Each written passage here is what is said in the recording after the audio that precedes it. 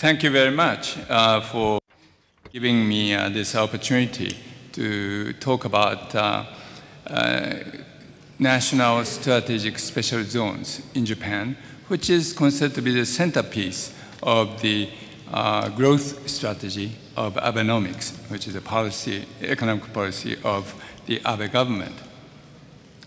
Well, the strategic special zone law was enacted in December 2013, and last year, in April, 4 initial zones were designated. So these, just a moment. These, I'm sorry, 6 zones were designated, and they include Tokyo area and Kansai area, which means Kobe, Osaka area, and among them, there's a tiny city called Yabu, indicated by the green one, where the very drastic agricultural reform is taking place.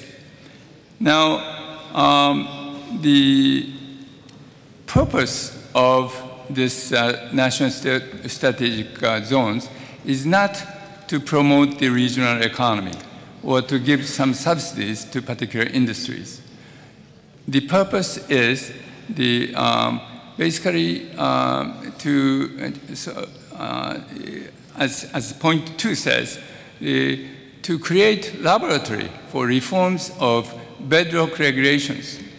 There are many regulations that hamper the growth of the Japanese economy, but that benefits the vested interests of various groups. And so these strategic zones are intended to be the sort of experimental place to break those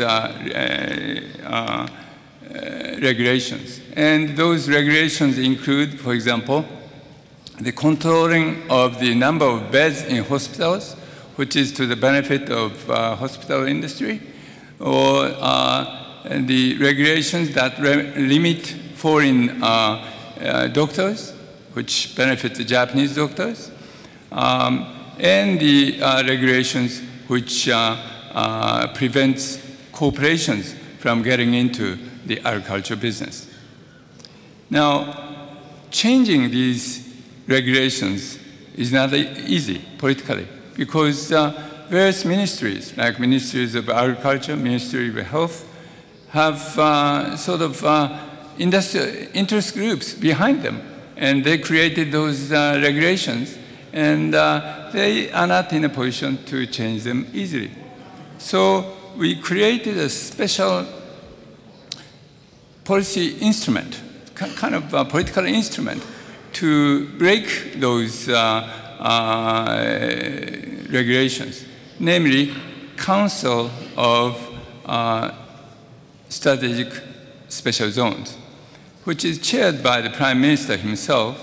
And this council consists of 5 cabinet members, cabinet ministers, and 5 private sector members. And I'm honored to be one of them. And this council meet every month, once every month. And so if some the ministries should make a resistance to our reforms without good reasons, then we can always report that directly to the Prime Minister at this council. So that's why those ministries of agriculture, ministries of health, listen to us, and they started to reform, to make those reforms. Now, another apparatus of this special zones is that we have what is called working group of special zones, which I chair, and we solicit proposals for reforming regulations, not only from the local governments and private sectors, but also from foreign embassies and foreign business people. And we select most effective reform proposals, and we negotiate with the various ministries and bring it up to the council. So with this instrument, we have been successful in creating many reforms. And it's true that those structural reforms do not have an immediate short-run effect.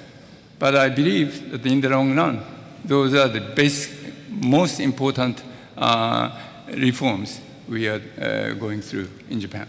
Thank you very much.